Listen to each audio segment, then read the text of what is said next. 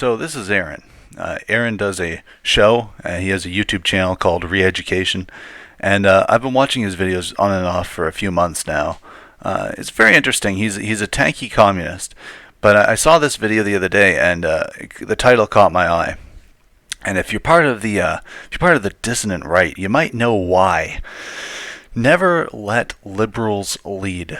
Boy, that's a title. You know, there's a certain group we learned not to let them lead, not even to let them enter a movement, because they essentially ascend the ranks of power and puppeteer your movement and derail it intentionally and, devolve it into something that's more friendly to their interests. There's a certain group that likes to do that. Even they did this to BDS in Ireland with Jacob Wolf, and people like Mike Cernovich and all the Luke Ford. These people that pretend to be friendly to you, pretend to like you, and then they just fuck you into the dirt every time. So I've only watched part of this video. I haven't watched the whole thing yet, but I thought we might do that now. I want to react to some of the things he says here. I'm going to read a quote from Martin Luther King right at the beginning of this video because I think it's very relevant to what we're going to talk about here today, and it goes something like this. I have been gravely disappointed with the white moderate. The Negro's greatest stumbling block in his stride towards freedom is not the Ku Klux Klanner, but the white moderate, who is more devoted to order than justice. Shallow understanding from people of goodwill is more frustrating than absolute misunderstanding from people of ill will. And he wrote that in his letter from Birmingham jail in 1963. Today we're going... I might say that that's actually true of white leftists in general, not just liberals. But I prefer Malcolm X's quote about white liberals, where he says they're like a fox coming at you with their teeth curled in such a way that it looks like a smile, but you can't tell that he's actually baring his teeth. This is the truth. But also, MLK, of course, we know he worked for the FBI, and we know he was a compromised element. But the thing about that quote that I found interesting, you bring up essentially what is a conservative sentiment, this desire to retain order, and regardless of justice. People want to live in nice, orderly, safe neighborhoods. And, maybe MLK, I know MLK recognized at the time, but black people are not cohesive, or not cohesive, I should say, not conducive to that goal. If you looked at the crime stats, I know that's a bit cliched, but it's true. Yeah, they want to preserve order, and the civil rights movement was not really in line with that. If we're being perfectly honest, I'm going to talk about why you should never let liberals lead. Let's get started. Okay, so the very first thing that I want to talk about is how liberalism is perfectly made to weaken the message of leftists and completely destroy our movements. And I have a lot of different examples of this, and I'm going to go through a couple of them right now. So without any further ado, let's start with Martin Luther King himself. Now, I want to first start off by saying he was not the leader of the civil rights movement. He was a leader, one of many.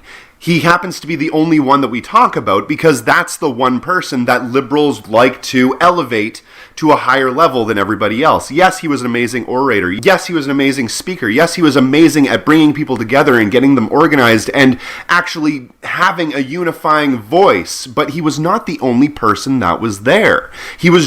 I think you may want to examine why they want to elevate him as opposed to perhaps other leaders. I think you'll find that there were reasons for that. I'm not going to go into that right now, but suffice it to say, he glosses over it, but he acknowledges that yes, liberals do elevate Martin Luther King to the forefront. Now, if you look at other leaders in the black community and the civil rights movement at the time, they were not as friendly to the interests of the people that were populating, funding, and driving movements like the Weather Underground and these other leftist organizations. I mean, I believe J.J. Goldberg claimed that something like 70% of the white civil rights activists, the people that were marching in the streets, including the Freedom Riders, were Jewish, not white, Jewish. So that's a very interesting thing. But MLK, of course, was very friendly to the Jewish community. joined by a lot of other people, a lot of hardworking individuals that worked every single day to bring the civil rights movement to a reality. Martin Luther King was an amazing guiding light, but he was not an iron fist. He was a good leader, but he was no sort of dictator. He was an excellent speaker, but he wasn't trying to control anybody. That was the amazing thing about having a leader like that and having leadership in that sort of capacity, is that they didn't actually want to be a dictator. He never had any special powers over. Well, he wanted to be famous. He wanted a legacy, which is very similar to the things that drive someone to want to be a dictator. But also, Martin Luther King had writers. He didn't just write all those speeches himself. He didn't write the I Have a Dream speech.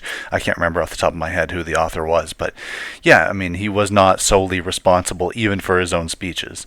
Anybody else outside of his amazing ability to actually relate to people and to bring them together. That was what his amazing talent was. And that's why people looked at him as though he was a guiding light. And that's a good thing. But his message was not of race alone. It was always mixed with class. From the very beginning, he looked at class and race not as though they were separate entities. He looked at them as though they were intertwined. Because intrinsically, especially in the United States, they are. They always have been. Martin Luther King didn't preach the unifying liberal message of we should just all get along. And the only thing he ever said wasn't, I have a dream.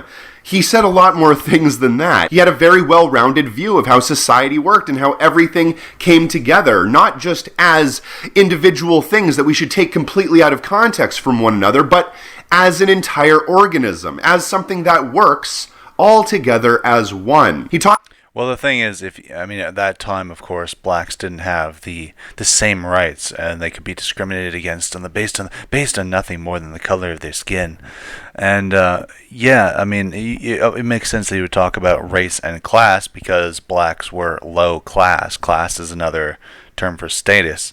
And so, yes, they were considered, what Malcolm X called second-class citizens.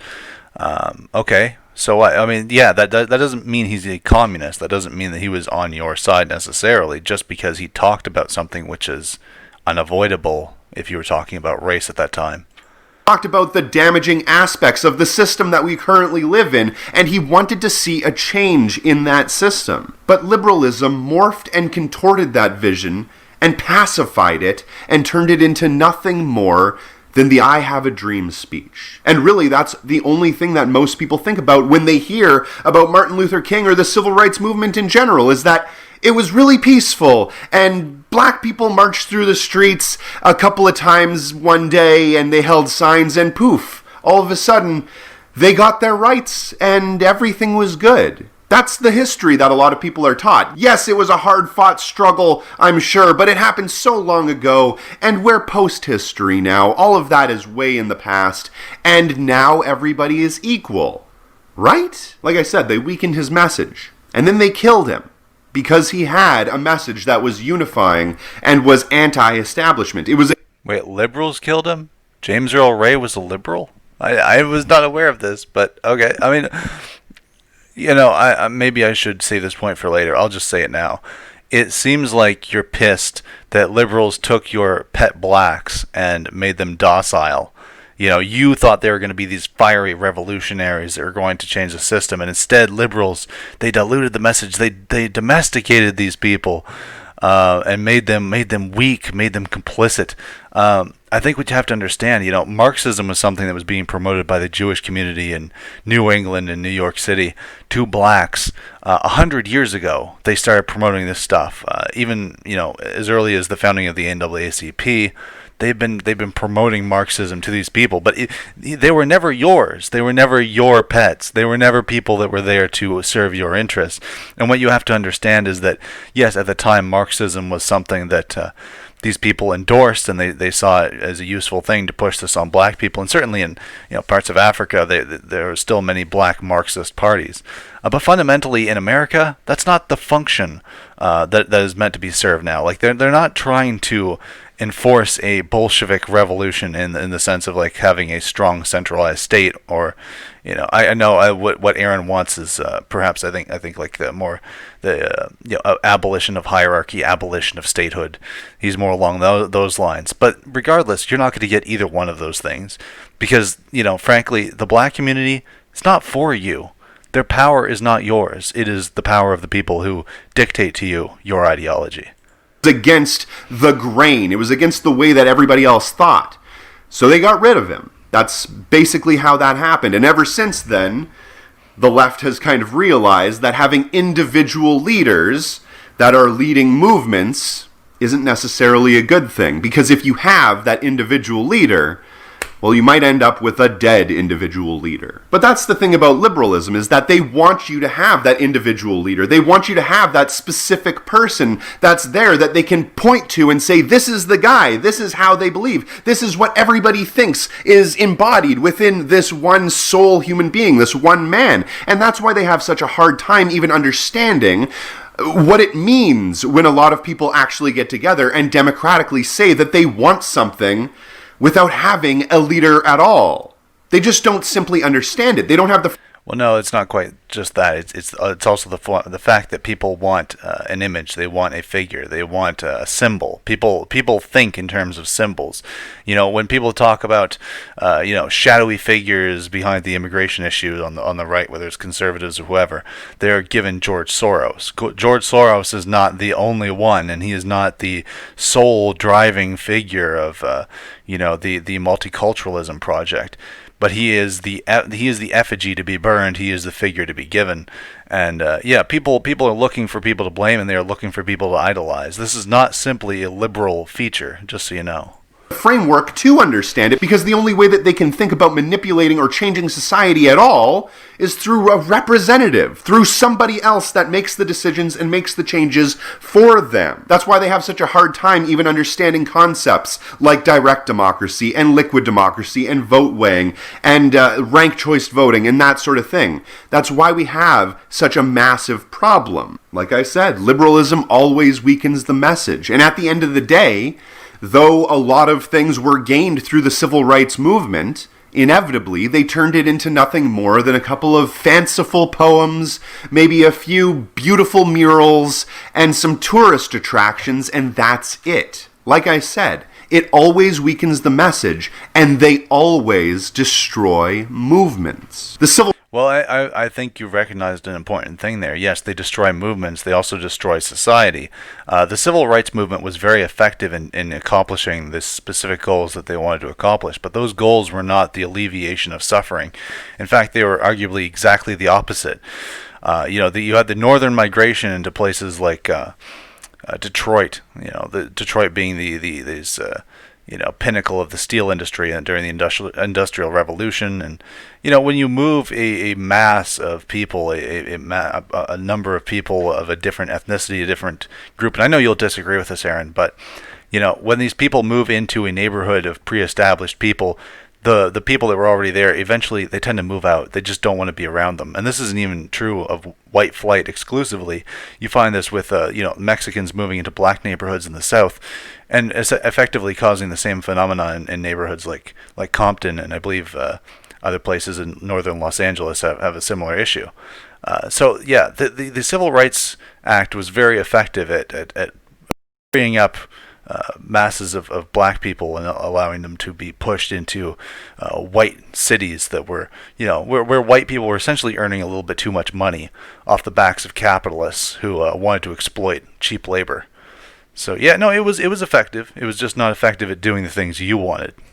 The civil rights movement in the 60s itself is a perfect example of this. Black people across the entire country rose up in furious anger against the system, a system that for forever has treated them as second-class citizens, has treated them as though they are not even human beings. So they stood up against that system, and Well, I think that almost every black person at the time perhaps felt that way. They were not all acting. They didn't all believe in the civil rights movement. It's disingenuous to imply that they were all monolithically supporting it. Malcolm X didn't support it. He called Martin Luther King all kinds of names for being a proponent of the civil rights movement. In fact, he saw it as a white movement. Well, we know even Rockwell saw Tiny Hat Gang as white at the time. So not entirely wrong. But this is again, you black people are not a monolith, and they were not following your directives at the time. They fought against it tooth and nail so they could actually gain equality and gain some real rights in this racist system.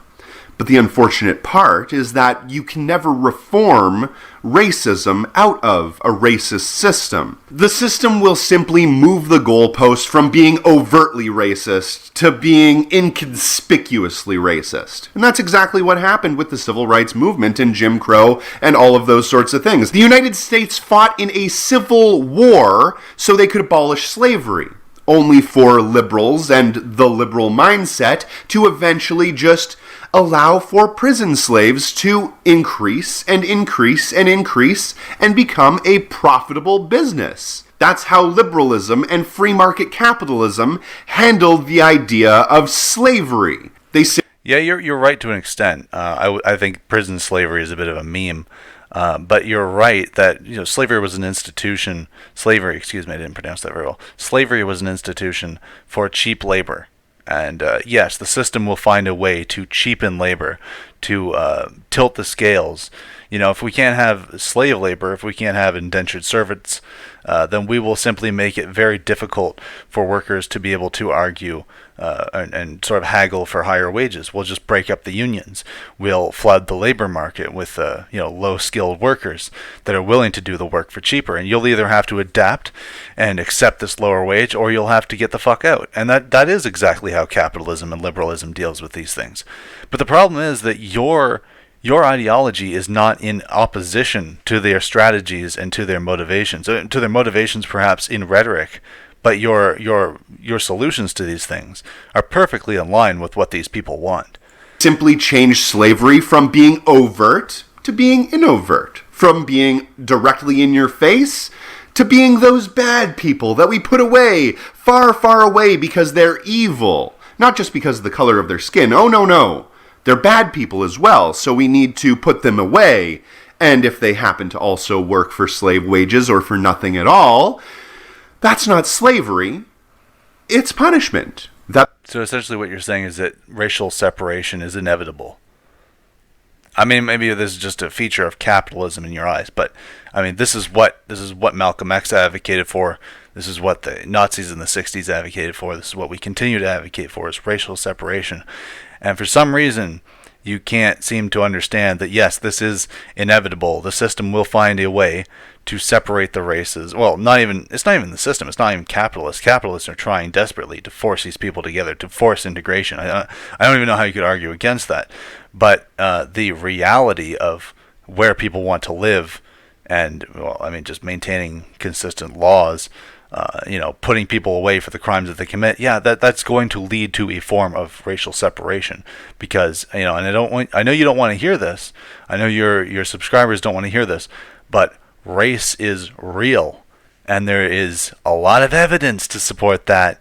And race science, which is not some kooky, crazy pseudoscientific thing, is an inevitable consequence of the basic principles of evolution that they deserve. And like I was saying a moment ago, during the civil rights movement, they did everything that they possibly could to fight against that system. And just like today, there was property destruction, there was expropriation of goods, there were all kinds of organized groups getting together and doing community self-defense, like the Black Panther Party. There were also other speakers, not just Martin Luther King, who were talking about things that were less than peaceful. Amazing speakers and organizers and wonderful, brilliant minds who brought all kinds of people together, like Malcolm X or Fred Hampton. Yeah, you really want to talk about Malcolm X? Because he wasn't your guy. Again, I think he seems to have a surface understanding here. You know how many of the black leaders of this time were anti-Semitic? I mean, come on. Are you going to support them? Oh, no, I don't believe in everything they said. Blah, blah, blah, blah, blah. But this is why MLK was pushed to the forefront. I think he had some anti-Semitic remarks, but nothing compared to what Marcus Garvey and Malcolm X were saying. Nothing even close to what those guys had said about Jewish people, even Al Sharpton. But of course, he's flipped on them. He's been flipped for years, so they'll accept him back into the fold. They all worked extremely hard to build that movement, and they did. And again, they killed them, and they weakened the message. They turned that entire movement from being a black civil rights movement of change to some flowery language, a couple of posters, maybe some beautiful banners, some tourist traps, and they completely eliminated any thought of anything other than peaceful revolt from any of the history books. They don't talk about it. They don't talk about Fred Hampton. They don't talk about Malcolm X. They do talk about Martin Luther King and the peace movement, but they don't talk about all of those other people who worked every single day that were less than peaceful. The ones that used militant tactics to get change immediately. It's interesting you notice they don't talk, you're right, they don't talk about the people that were not conducive to their ideas. They don't talk about the people that had opposed them except to vilify them. That's the only time they really talk about, unless they, of course, in case of Malcolm X, they can't really vilify him. He was a great leader, so they'll reluctantly admit that, but they won't promote him. They won't talk about these men. You're absolutely right, and they did kill a lot of these guys. They killed a lot of the revolutionary leaders, as they killed the Kaiser, as they killed the Tsar. They kill their enemies. They replace their enemies with people that are more friendly to their ideas. They stifle any revolutionary sentiment that is not in line with their power structures. And yes, this is exactly how liberals work, Aaron. You're figuring it out. You're getting it. You're absolutely right. Essentially the people that did the real work, that made the changes that needed to be made. If you notice nowadays, Colin Kaepernick, he took a knee quite a few times. He was peaceful. He never did anything out of the ordinary. He never set a single cop car on fire. All he did was kneel during a football game. And that got him ire and hatred and just loathing. Unbelievable, sick, twisted anger was directed upon this man. And all he did was put his knee on the ground during the magic song while the magic cloth waved. And it did nothing. Well, yes, it did nothing. It did a lot for him personally, because that's what it was intended to do. Because he was a shit football player. I don't know sports, but I did know he was a football player. Yeah, it did a lot for him. He got fucking deals. He has his own shoe line, I think. He made millions of dollars. He couldn't be fired from the team. It did a lot for him. But yeah, it wasn't a revolutionary act. And, Aaron refers to the magic song. The magic song for the magic country. America essentially isn't a nation. Well, most Western nations now are just economic zones to be plundered by capitalism. But the last vestiges of nationalism, of patriotism, of social cohesion descended upon a man who was spitting in their faces, essentially, by disrespecting the symbol of unity that the United States flag was meant to represent. And they said, you know what, fuck you, Colin Kaepernick. Fuck you. Fuck anyone who doesn't want to be part of this country. If you're not part of the nation, get the fuck out. That has been an attitude of conservatism, and that is an attitude of any healthy society that wants to protect its own identity. I know you don't understand that, but yes, that is a nationalist sentiment. It's not magic. It's not magic. It's strength.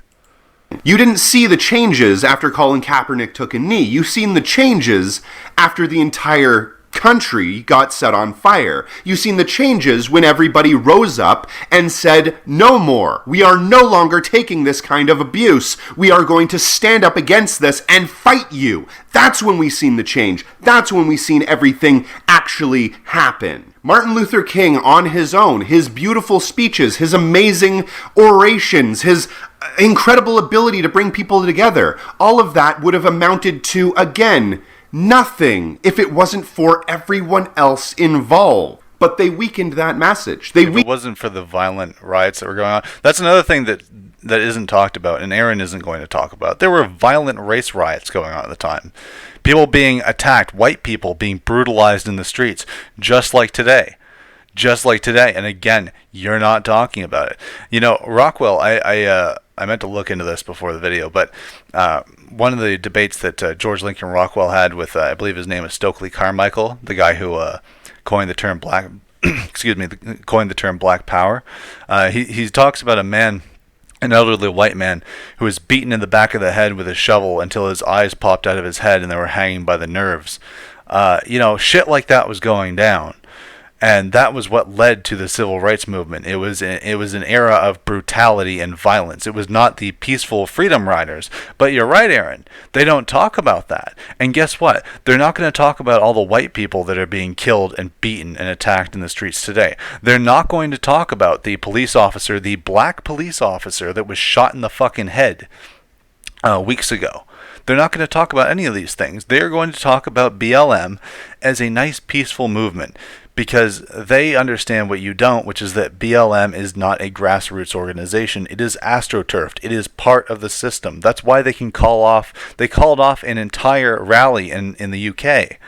They can do that because it's well organized. It's well organized because it's financed. It's financed because it's an extension of capitalism. Weakened it to a message solely and only of peace. That the civil rights movement was 100% a peaceful movement, and it never, ever stepped out of line.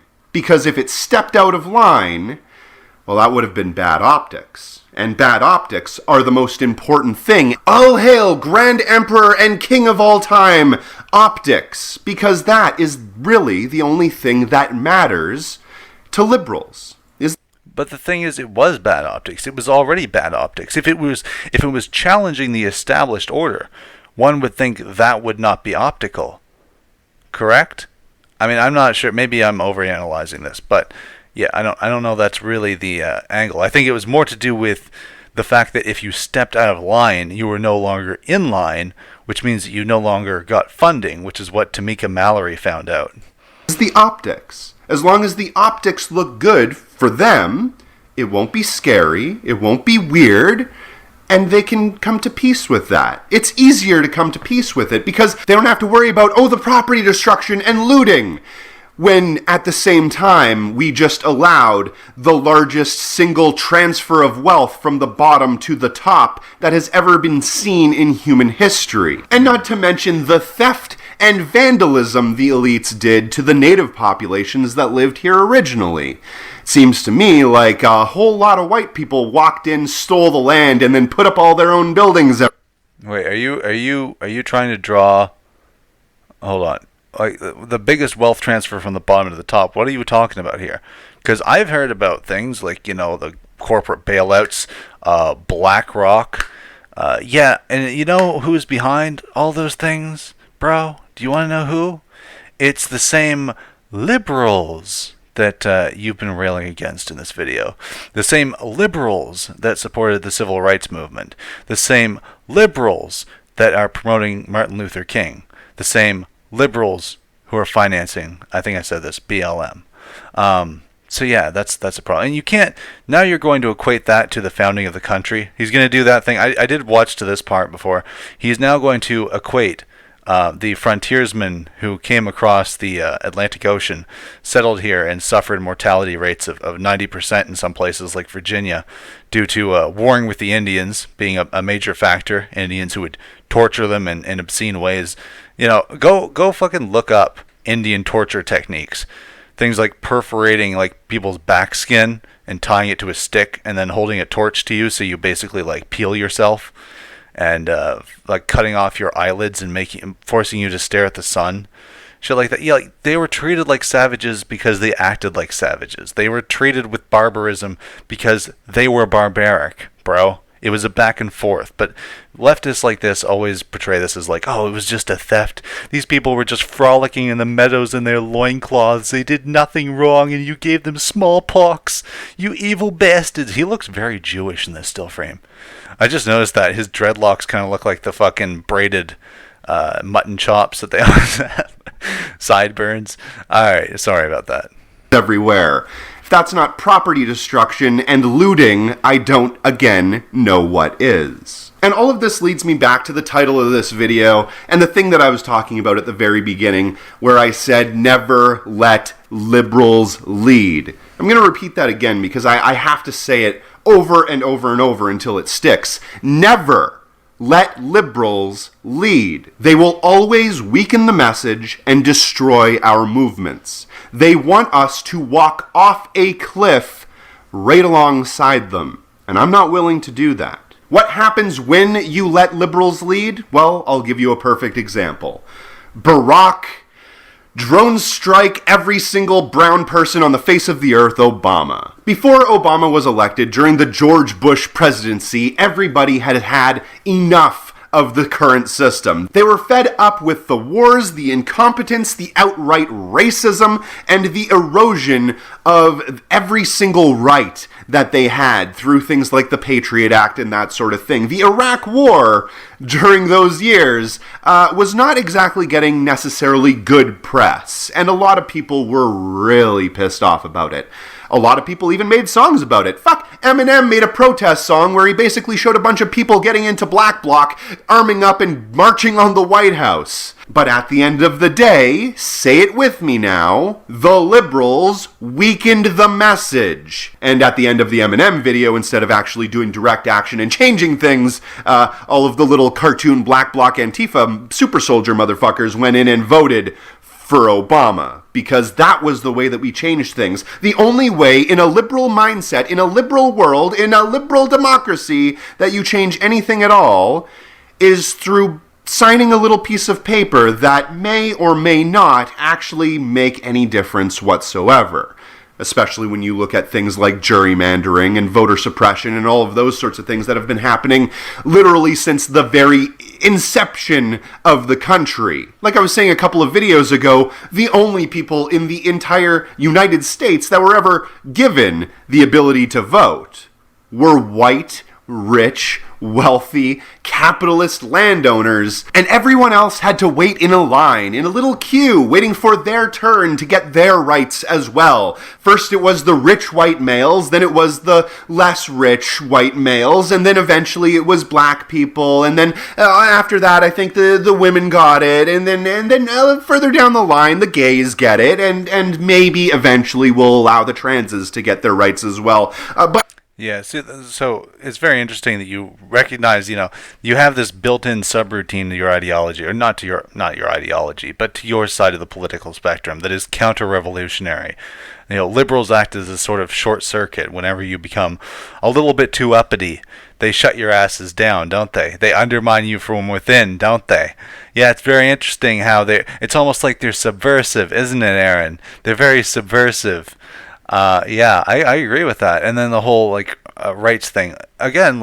Are you under the impression that that this wasn't in the tubes? The accumulation of quote unquote rights, which is just a proxy for the sort of social progress that Marxists have been pushing.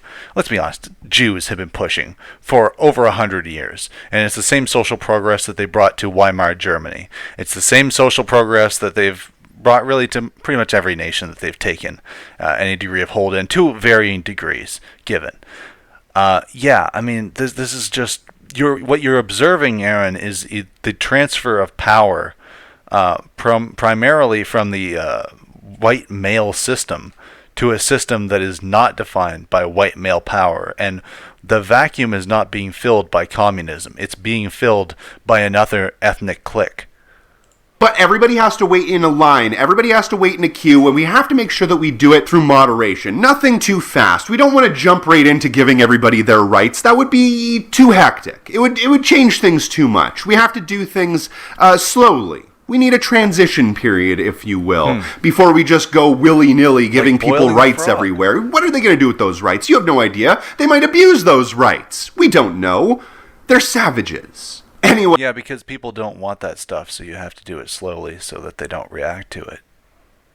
So, if you acknowledge that, then how can you claim that this is a populist position? I majorly digress. Getting back to George Bush and Obama, people wanted change. George Bush was looked at as being one of the worst presidents that ever have existed, ever, forever. And I think a lot of people actually forget that, considering a lot of people are trying to do this whole George Bush redemption arc. So liberalism offered them a solution. Vote for Obama. He's our man. He'll make change. He'll do everything right. All you have to do is just sign that little piece of paper and everything will be better. That's how we make a difference. Oh, it's very interesting. He just glosses over that. I've been seeing the same thing too. Liberals trying to redeem George W. Bush and make him into this meme of like a funny, quirky guy. Now, again, Aaron, why would these same liberals who championed Martin Luther King be now, when they've spent 8 years trashing George W. Bush as this dumbass who just didn't know what he was doing, which I would argue is false. I think you and I would probably agree, Aaron, that Bush was more malevolent than he was incompetent. But now, why are these liberals rehabilitating him? Why? Clearly he was antithetical to liberal principles, so I don't understand it. Why would they do that, Aaron? Signing paper. Just mark a little X next to a name, and that'll fucking do it for you.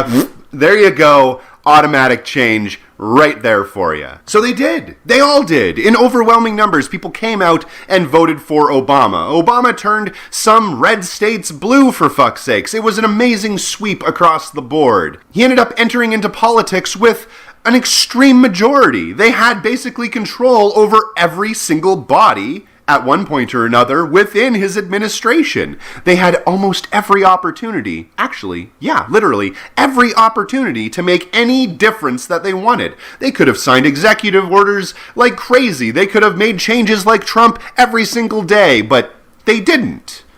Actually, I believe, and now Trump has only had one term, but Obama did pass more executive orders, more than twice as many as Trump has. But what's very interesting?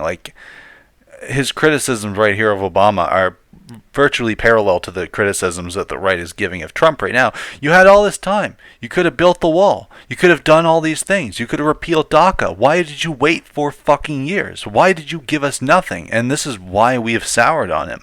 Now, we've soured on him halfway or partway through his first term.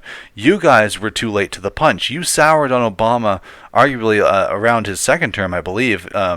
I can't remember when it was, because he ended the Iraq War in 2011, and I think it was months after the drone striking of Syria that I saw leftists really souring on Obama, whenever that was. So yeah, I mean this is the problem. We're getting too late to the punch. We're letting these people swindle us, and then we're too frankly, I think our standards are so low that we're just allowing them to get away with too much, to fuck us over, until we're eventually going to say, enough is enough. You don't represent our principles. You're not doing what we want. But, this is why we have to recognize, whether it's on the left or the right, whether it's liberals, conservatives, even Marxists, or, my based libertarians, my based paleocons, these people are not for us. And anyone with money, anyone who is in any way part of the establishment, is not for us, Aaron. Because they didn't want to. What did we end up with? Well, we ended up with 2 wars expanding to 7, the Obama-Biden administration building the cages that they are currently locking immigrant children in. Oh, and also, Barack Obama was known as the deporter-in-chief because he deported more people than any other president, including George Bush, the racist, than any other person before him, and happened to, like I said at the beginning, bomb every single brown person across the entire world because he suspected them of all being terrorists. I think the only thing that people actually praise him for is instituting Obamacare, which is a right-wing plan. It was the Mitt Romney plan, and everybody knows that. So, wait, Obama didn't see the Alwan brothers as evil terrorists. He let them go back to Pakistan with American military secrets. So why didn't he bomb those brown people? That's kind of funny. Didn't he go to school in Indonesia? He was a very cultured man. And yet you want me to believe that he was bombing them because they were brown? Maybe he was bombing them because they were the enemies of his handlers. His liberal handlers. Really, the only thing that they praise him for is the one thing that was, moderately okay, but essentially a Republican idea. And like I said at the beginning, they did nothing but weaken the message and give us somebody that was essentially more of a war hawk, more of a Republican, and in some ways, with more racist policies than even George Bush had. That's what happens when you give liberals the ability to lead. Essentially, at the end of the day, all they do is put up a bunch of fancy little banners, make a few tourist attractions, and take away any semblance of an actual movement. Never let liberals lead. When they lead, they inevitably just lead us to kinder fascism. It doesn't matter how nice they act. It doesn't matter how flowery their language is. It will inevitably always lead back to authoritarianism. Now, I want to make a... I will push. I mean, obviously, the point about fascism is ridiculous. But no, what you're missing, Aaron, is that liberals are the vanguards of anarcho-tyranny. They are the vanguards of capitalism. And you have invited these people into your den as fellow revolutionaries. That's your mistake. A distinction before I end this video and say I'm not talking about liberal individuals. They might be okay. They're fine to be in our movements, but as long as they hold liberal beliefs and liberal ideology, they can't lead our movements. They have absolutely no place in leadership roles within socialist movements. They can be there to pad the numbers, but as long as they hold the ideals of capitalism and the ideals of liberalism, they cannot lead. This is That's a mistake. That's a mistake, Aaron. You're making the same mistake we made. You can't allow these people to be part of it at all. They will not accept positions of low status in your movement. They won't do it. They will always be leaders. Like Ashley Ray Greitberg, these people are not satisfied with being foot soldiers. They want to lead. Jacob Wolf didn't want to be part of the BDS movement in Ireland. He wanted to be the leader. So these people, and I know you don't agree with me about about this question about the ethnic points I'm making here. But you have to understand that the principle is the same with liberals because it's essentially a Jewish ideology. These people are not going to be subservient to you. They will lead you. You won't stop them. The only way to stop them, Aaron, is to push them out completely and expel them from your movement.